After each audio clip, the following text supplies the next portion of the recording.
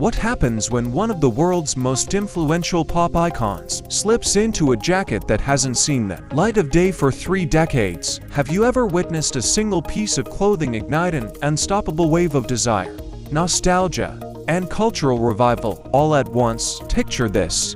Bruno Mars, the chart-topping superstar whose every style choice sends fashion lovers into a frenzy, strolling into the public eye, wearing something you thought you'd never see again, a rare, almost mythical Sukajan jacket. But not just any Sukajan. This is a replica of the legendary Tailor Toyo creation from the 1990s, a piece rooted in a much deeper legacy, dating all the way back to the 1950s. And now, after vanishing into the shadows for 30 years, it's back, not as a whisper, not as a tribute, but as a full-scale resurrection, and the world is losing its mind. Before we dive into the magic of why this moment matters, let's address the question burning in your mind.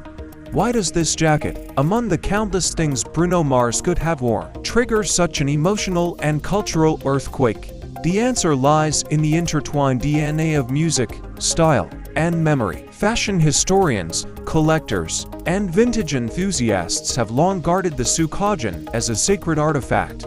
Originally born in post-war Japan, the Sukajan, short for Yokosuka jumper, carried with it the intricate embroidery, vibrant silk textures, and defiant spirit of rebellion. The Tailor Toyo label was one of its purest craftsmen, producing designs that turned wearable fabric into a living story. The 1990s version Bruno now sports is a rare breed, a reimagining of the 1950s original, produced in an era when Japanese street fashion was colliding head-on with global pop culture. That particular decade's iteration was a fever dream of craftsmanship, deep crimson silk panels framed with golden sleeves, and across the back, a crane frozen mid-flight, its wings etched in meticulous threads of gold, white, and orange. This was not just apparel, it was a visual symphony. Collectors whispered about it, celebrities sought it, and then it disappeared.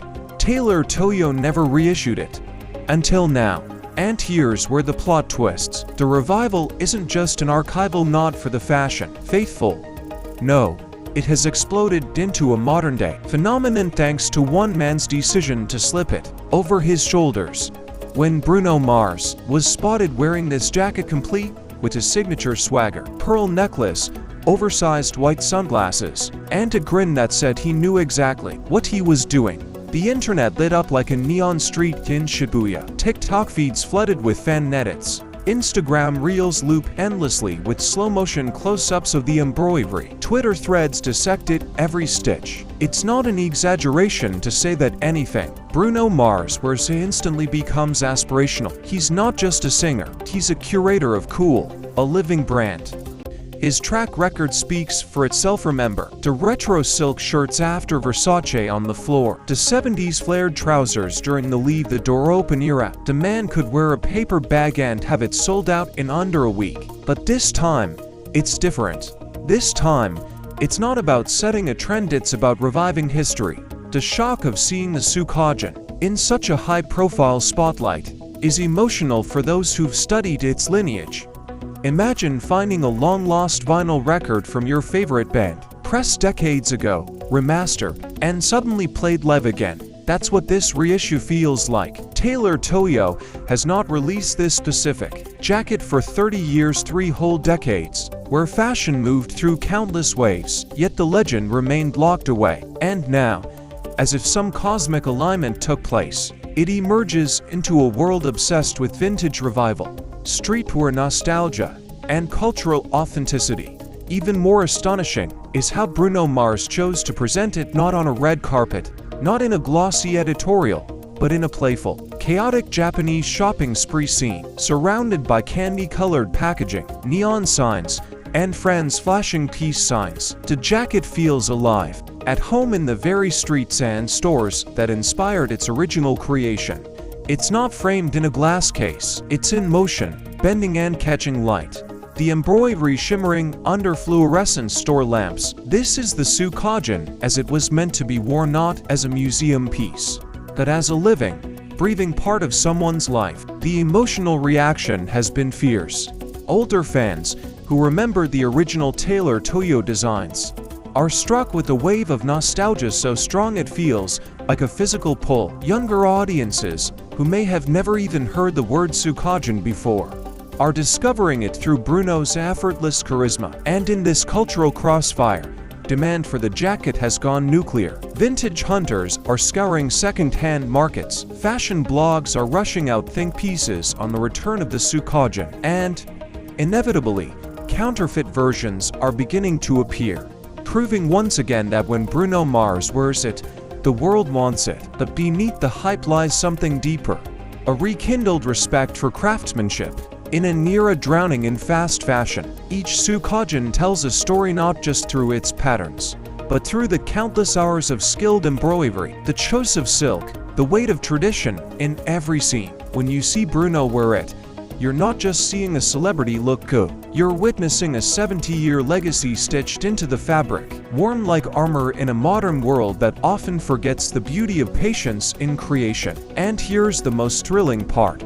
This isn't the end. If history tells us anything, Tailor Toyo's reissue might be just the beginning of a wider renaissance. Could we be on the brink of a Sukajan revival, where the streets from Tokyo to Los Angeles once again hum with the soft swish of silk jackets, each one telling a different story? Or will this remain a once-in-a-lifetime reappearance, made immortal only by the man bold enough to wear it in 2025? For now, one thing is certain. Bruno Mars didn't just put on a jacket, he resurrected a legend. And in doing so, he reminded us all that fashion at its best 'tis not about chasing trends, but about honoring the stories worth keeping alive. So, what do you think? Is this the greatest fashion comeback of the decade?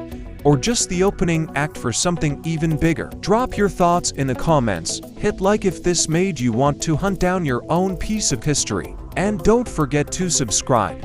We'll be watching closely to see what Bruno wears next, because if there's one thing we've learned, it's this: when he puts it on, the world listens. The moment Bruno Mars slipped into that Sukajan wasn't just a celebrity styling choice, it was a spark thrown into a dry forest of global nostalgia. In the weeks following his appearance, the ripple effect was astonishing. Vintage resellers reported spikes in inquiries for any Sukajan, authentic or not. Japanese embroidery forums, normally quiet havens for needlework enthusiasts, were suddenly fielding new members asking about Bruno's crane jacket. Even musicians began incorporating Sukajan silhouettes into their stage wardrobes, citing the jacket's performance-ready shine and movement. It's worth noting that Sukajan's re-entry into the spotlight isn't a one-way transaction of culture.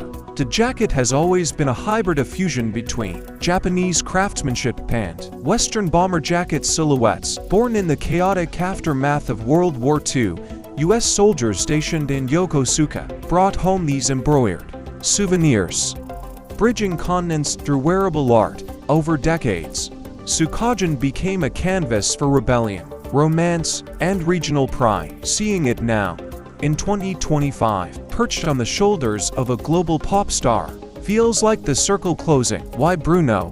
Why now? Bruno Mars has built his brand on authenticity mixed with theatrical flair. He doesn't just wear clothes, he performs them. When he drapes a silk bomber over his shoulders, it's not passive, it's choreography. This is crucial in understanding why this moment works. If a different celebrity had worn the exact same jacket, the impact might have been limited to fashion blogs and niche vintage collectors. But Bruno's reach cuts across demographics. The R&B faithful, to pop mainstream, the sneakerheads, the aunties who dance to uptown funk at weddings. His audiences trust that if he's wearing something, it's not a random stylist's throwaway, it's intentional. And the why now is equally compelling. We're living in a fashion landscape hungry for story-rich garments. The past few years have been dominated by minimalist, basics and quiet luxury clothes that whisper rather than shout. But fashion, like music, thrives in cycles, and the pendulum is swinging back toward maximalism, ornamentation,